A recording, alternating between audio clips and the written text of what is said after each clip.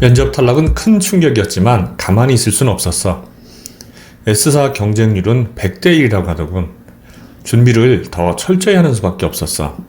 회사뿐 아니라 그 안에서 일하는 직원들에 대해서도 알아야 한다는 생각이 들었어. S사에 재직 중인 선배를 찾아가서 궁금한 사항을 물어봤지. 사장님이 자주 사용하는 단어, 부서장이 최근 강조하는 내용, 직원으로서 가장 잘해야 하는 업무, 성과평가 시에 가장 중요한 항목은 또 무엇인지, 최근 부서에서 가장 화제가 되는 일은 무엇인지 말이야. 객관성을 확보하려고 선배 3명을 만났어. 선배들이 학교에 왔을 때와는 다른 사내 이야기도 많이 들을 수 있었어. 이번 면접은 면접관과 나와의 전쟁이야. 전쟁에서 이기려면 선빵을 날려서 주도권을 가져야 해. 미끼 역할을 할 훅이 필요했어. 인상적인 인사말이 좋을 것 같더군. 고민 끝에 S사를 위해 4발로 뛰는 남자라는 슬로건을 만들었어. 그런데 말로는 부족할 것 같더라고. 누구나 아무 말 대잔치는 다 할 수 있잖아. 문득 친구 병철이가 떠올랐어.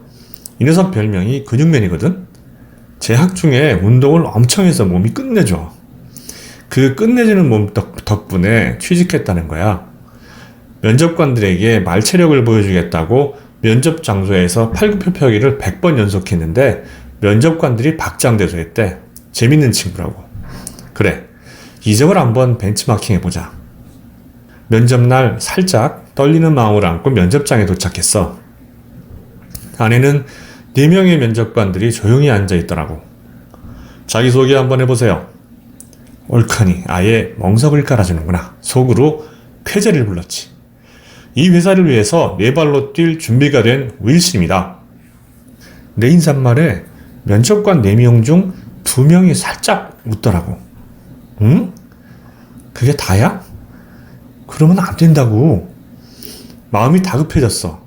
기선제압에 실패하면 끝이잖아. 다른 질문을 할 사람 얼른 말을 이었지. 전 근성이 남보다 탁월합니다.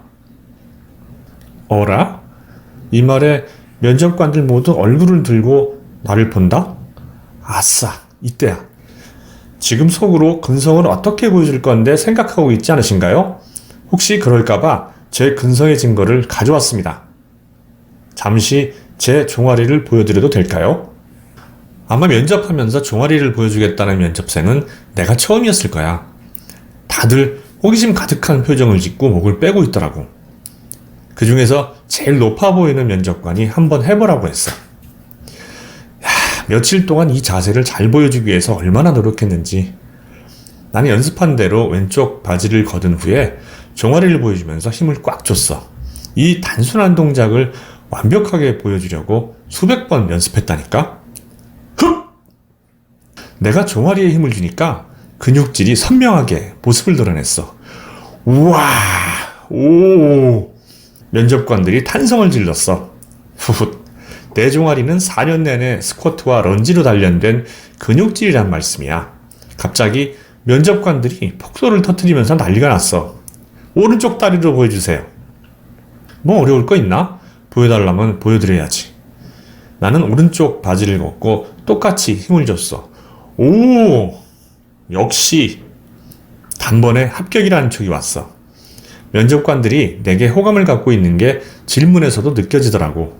자소서 내용을 물어보길래 선배들이 이야기해준 내용들을 섞어서 들려줬지. 그런 것들을 어떻게 알았어요? 평소에 관심이 있어서 제 나름대로 조사를 해봤습니다.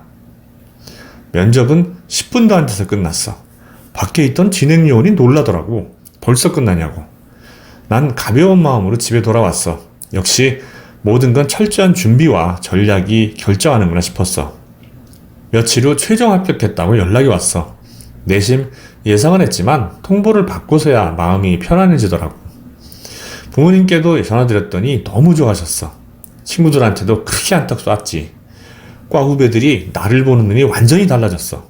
트리플 크라운에서 완전 영웅이 된 느낌이었거든. 역시 사람은 출세를 해야 하나 봐. 그런데 말이야. 진짜 사람 일이라는 건 하치 앞도 알 수 없더구만. 정말 말도 안 되는 일이 벌어졌어.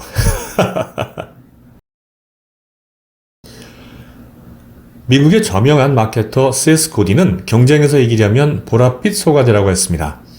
누런 소들 사이에 보랏빛 소가 있으면 얼마나 눈에 잘 띄겠습니까? 윌 씨는 세스 고디는 몰랐지만 본능적으로 보랏빛 소가 되는 전략으로 면접관들을 압도했습니다. 다른 면접생들이 영어, 학점, 해외 유학 등 스펙 중심으로 어필할 때 혼자 종아리로 대변되는 근성을 어필했기에 보랏빛 소가 될 수 있었습니다. 면접관들에게 얼마나 강렬한 인상을 심어주었을지는 쉽게 상상할 수 있습니다.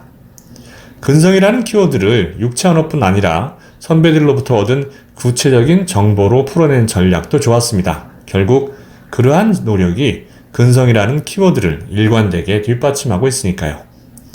탁월한 차별화는 언제, 어디서나 어떤 분야를 막론하고 최고의 효과를 낼 수 있다는 사실을 잊지 마십시오.